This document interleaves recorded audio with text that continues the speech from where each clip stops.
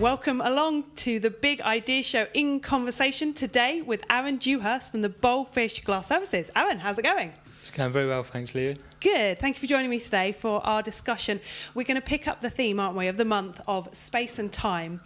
And specifically, we're looking at the space and time, specifically the time to think, particularly when it comes to being a leader, be it for a business or whatever kind of things people may be working on.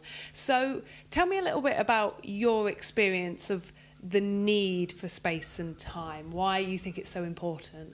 Okay, the need for the space and time is, basically being a leader. You've got to have time to think about, progress, about situations, about what's going on in the business, and a lot of the time it's quite easy to get caught up in just the general day-to-day running of the business, which is again a full-time job. So from my point of view, I try and delegate a lot of the smaller issues so that I can not necessarily deal with the bigger issues, but you've got time to, like I said, how's the business going to move forward? What are you going to do to move the business forward? Yeah. And I think it's for us as a business, it's an important time because without that, potentially you're going to go slightly stagnant. So with regards to our office space, we try and keep the office looking nice, tidy, and we try and make it an inspirational space.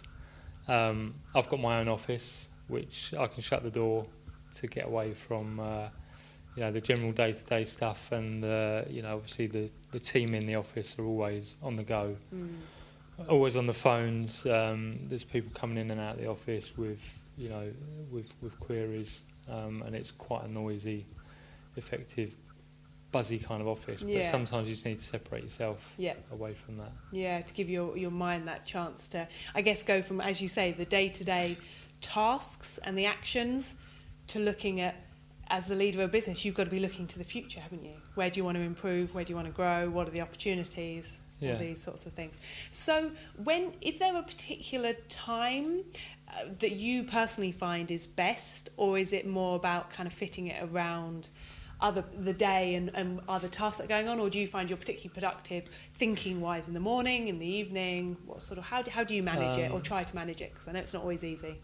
I try and the afternoon is a good time for me because I like to get the actual the proper jobs out first thing. And if I don't get off to a good start in the morning, or potentially quite an early start, my days don't go particularly well for some reason. I don't really know why, but it's. I've got jobs I have to get cleared up, so I do work a little bit later at night or earlier in the morning to get those done. And then once I've got the jobs cleared out, then I've got time and I think better. If I've got stuff that I've got to deal with, I personally don't think as well as what I should do. So clearing out the mental space in your head because you don't have that big to-do list of tasks. You clear those. And I'm quite a big one on. I don't like jobs floating around. I like to get things done. I do prioritise stuff as well, so if it's not a priority, I won't actually do it unless I have to do it. But the really important stuff, get all them out of the way, get them cleared out, so then you have got the time. Yeah. And I've kind of got away from the social media a little bit because I find that kind of bogs you down. Okay, interesting. With your thinking and everything, and it's quite distracting. I think so. I'm kind of cutting down on a lot of that stuff. Okay.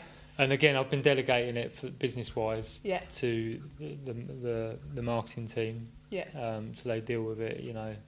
Yeah. And that's a really, I guess, kind of because we were talking briefly before, weren't we, about the whole kind of social media thing, and I think that's a really interesting point because it's something I've watched or kind of read things about this idea of decision fatigue, that we are bombarded with having to make decisions all the time, like what to have for breakfast, down to your menial things, down to your big decisions about where do you go with your business, and that's quite tiring, and you need, like you said, the mental headspace and the physical space and quietness to kind of do that. So to take away all those little distractions of Facebook, social media, what do you reply to them? Do you check it? Do you not? Must be quite a nice way to create that space, whether it's necessarily conscious, but a kind of a subconscious I clearing. think there's so much stuff going on it that it's easy to get bogged down or get distracted. So it's I've still got a couple of social media platforms, but I think that's enough for me,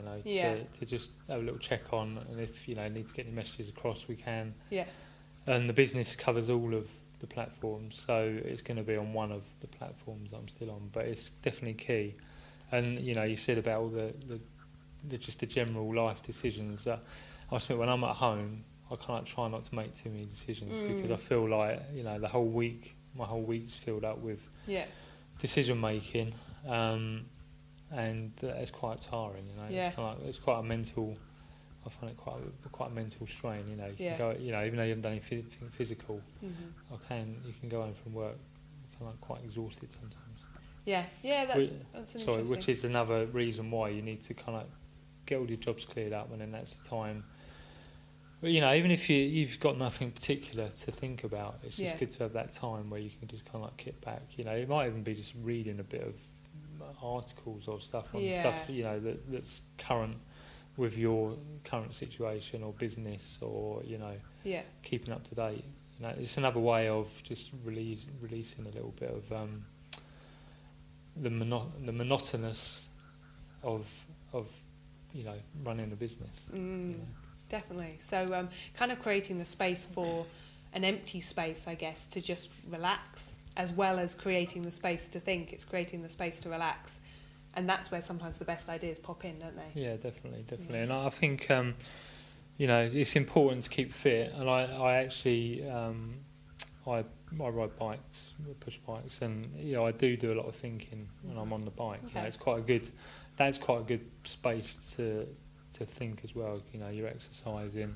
I think exercising is key to doing it. And you're getting out and about, and you get the opportunity to think about things. Definitely. So is there any, I guess, as a take-home message, what would you say are your, either a top tip or something that you're looking to kind of implement more? You said about the social media. Anything else you'd kind of say that either you're putting into place or you'd suggest other people give a try that you found beneficial?